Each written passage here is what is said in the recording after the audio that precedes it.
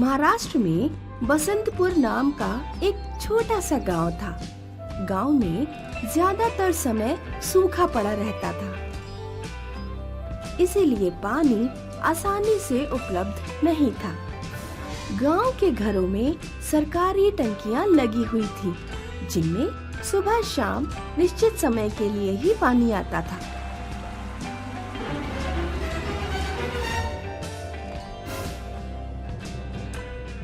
माँ, देखना जरा, बाल्टियां टब सब खाली है। बराबर वाला सोनू आज फिर हमारे पानी से नहाकर भाग गया। तू सोनू के घर पर कपड़े लेकर जा। वो हमारा पानी खर्च कर गया तो उसका पानी खर्च करके आना।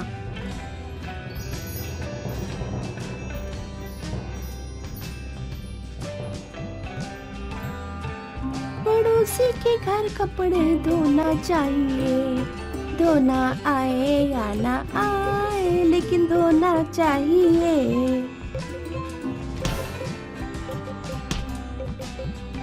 प्रियंका, अपने कपड़े हमारी टंकी पर क्यों धो रही हो?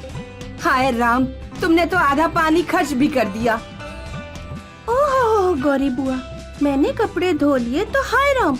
और सोनू जो आए दिन हमारी टंकी पर नहाकर चला जाता है, उसका क्या? सोनू नौकरी पर जाता है, तुम्हारी तरह खाली नहीं है, और नहाने में ज्यादा से ज्यादा आधा बाल्टी पानी खर्च होता होगा।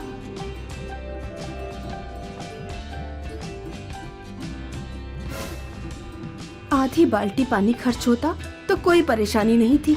तुम्हारा लड़का सारी बाल्टियां और टब खाली कर देता है।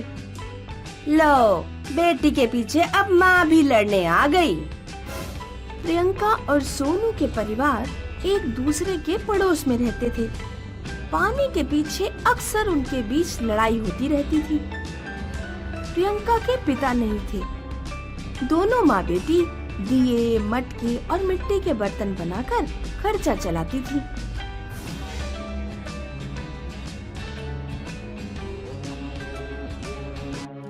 सुनिए जी, किसी तरह से ये माँ बेटी की इस गांव से छुट्टी करा दीजिए, फिर बराबर वाला घर भी हमारा हो जाएगा और हम बड़ी जगह में रह पाएंगे। तो सोनू की प्रियंका से शादी करवा देते हैं। तुम्हारा दिमाग खराब है क्या?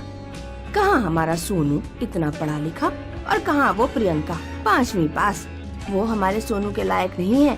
और वैसे भी मैं तो अपने सोनू की शादी किसी अमीर घर में करूँगी। हमें बस उनका घर चाहिए। कुछ ऐसी चाल चलिए कि ये माँ बेटी गांव छोड़कर ही चले जाएं। ये तो बहुत आसान है, मेरी बात ध्यान से सुनो। एक दिन गौरी प्रियंका के घर गई। प्रियंका, तुम्हारी माँ कहाँ है? माँ माल पहुँचाने बाजार गई है। ये लो खीस, मेरे मायके से आया है, बहुत ज्यादा आ गया है, इसीलिए मैंने सोचा थोड़ा तुम्हारे घर दे दूं। ये बात ठीक है कि हम लोग लड़ते झगड़ते रहते हैं, लेकिन आखिर हो तो तुम हमारी पड़ोसी ही ना। अगले दिन सुबह सुबह प्रियंका और उसकी माँ की आंख अपने घर के बाहर हो रहे शोर से खुलती है। प्रियंका, हमारे घर के आगे इतना शोर क्यों हो रहा है? दोनों बाहर जाते हैं तो देखते हैं कि सोनू की माँ गांव वालों से चिल्ला चिल्ला कर कह रही है, गांव वालों, अब हमारे गांव में चोरियां भी होने लगी। मैं अभी कुछ दिन पहले ही सोने के कंगन बनवा कर लाई थी और वो इस प्रियंका और उसकी माँ ने चुरा लिए। किन कंगनों की बात कर रही हो? हमने तुम्हारी कोई कंगन नहीं चुराए। तो ठीक है, हमें अपने घर की तलाशी ले लेने दो। हाँ हाँ, पूरे घर की तलाशी शौक से लो, हमें कोई डर नहीं है। गांव वाले प्रियंका के घर की तलाशी लेते हैं। गौरी बिस्तर के नीचे से कंगन निकाल लेती है। ये देखो गांव वालों, ये रहे कंगन। अब तो कुछ भी कहना बाकी नहीं रह गया। हम चोरों को गांव में नहीं रख सकते। हाँ हाँ, ठीक कहा भाई, इन्हें गांव से बाहर निकालो। सारे गांव वाले मिलकर प्रियंका और उसकी माँ को गांव छोड़ने पर मजबूर कर देते हैं। माँ, अब हम कहाँ जाएंगे?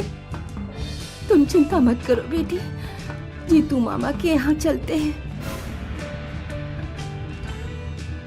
प्रियंका और उसकी माँ गर्मी में पैदल चलने लगे।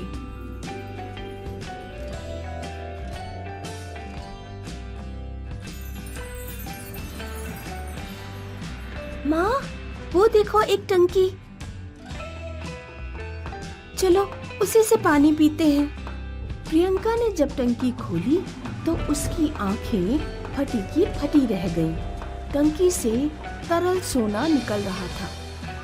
हाय राम, गांव वाले तो इस टंकी को खराब समझते थे, लेकिन इसमें से तो सोना निकल रहा है। माँ, अब हमें कहीं जाने की जरूरत नहीं, हम यहीं पर अपना घर बना लेंगे।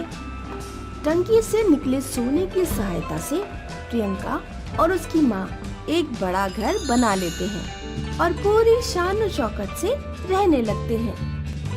प्रियंका की अमीरी की बात पूरे बसंतपुर में फैल गई।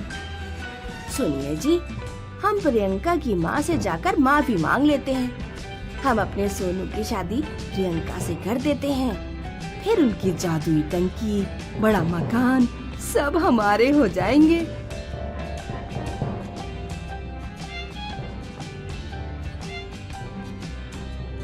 पीछे जो कुछ भी हुआ हम उसे भूलकर आपसे माफी मांगने आए हैं। प्रियंका और सोनू साथ साथ ही बड़े हुए हैं, एक साथ खेले कूदे हैं। क्यों ना उनका विवाह कर दिया जाए। विवाह की बात तुम्हें उस समय याद क्यों नहीं आई, जब हम गरीब थे? पहले हम तुम्हारे लायक नहीं थे और अब तुम लोग हमारे लायक नहीं हो। निकल लो यहाँ से।